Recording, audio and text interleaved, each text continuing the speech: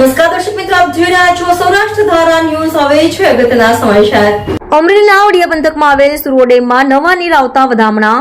પૂર્વ મંત્રી બાવકુભાઈ ઉંધાડ અને વડિયા સરપંચ દ્વારા લોકોને સાથે રાખી વધામણા કરવામાં આવ્યા. અમરેલીના ઓડિયા પંથકમાં આવેલ સુરવો ડેમમાં નવા નીર આવતા વધામણા. પૂર્વ મંત્રી બાવકુભાઈ ઉંધાડ અને વડિયા સરપંચ દ્વારા લોકોને સાથે રાખી વધામણા કરવામાં આવ્યા. સુરવો ડેમ ખાતે શાસ્ત્રોક્ત વિધિ સાથે સંતોએ નવા નીરના વધામણા કરવામાં આવેલ. વડિયા સુરવો ડેમમાં 6 ફૂટ નવા નીરની આવક શરૂ થઈ. મઘા નક્ષત્રમાં નવા નીરની આવકથી ખેડૂતોમાં ખુશી જોવા મળી. મઘા નક્ષત્રમાં વરસાદ, પીવાના પાણી અને ખેતી માટે સમૃદ્ધિના નવા દ્વાર ખુલશે. આજે અમારી બધી યુવા ટીમ અને સરપંચ એમના દ્વારા આયોજિત આજના વડિયા ડેમના જે નીર નવા આવ્યા છે એના વધામણાનો કાર્યક્રમ છે.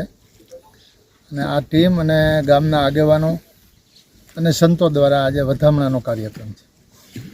આપ સૌ જાણો છો કે 15 ઓગસ્ટ અને જન્માષ્ટમીનો તહેવાર ગયા પછી 17 તારીખે મઘા નક્ષત્ર બેઠું. ગઈકાલે જ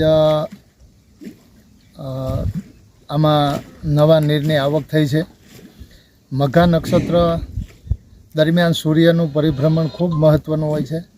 આ પાણી ગંગા સમાન હોય છે અને આ પાણીથી ખેતીની અંદર એમ કે સોનું પાકે એવો આ વરસાદ છે.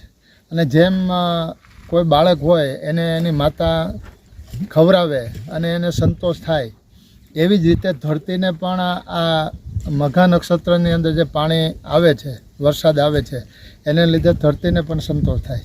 આ પાણી સંગ્રહ કરો તો આખું વરસ આ પાણીનો સંગ્રહ થઈ શકે એમ છે.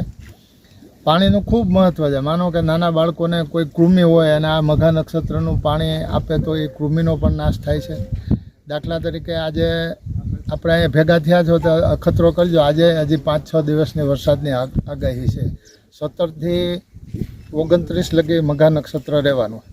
તમે ખાલી એને આ પાણીની ખીચડી બનાવીને જોજો. આંખોના દર્દમાં પણ આ પાણીના ટીપા આંજવાથી ફાયદો થાય છે. એટલે મઘા નક્ષત્રનું પાણી વડિયા ડેમની અંદર આવ્યું છે અને કાલે જ સારો વરસાદ પડ્યો. 3 દિવસ પહેલાં પણ સારો વરસાદ પડ્યો.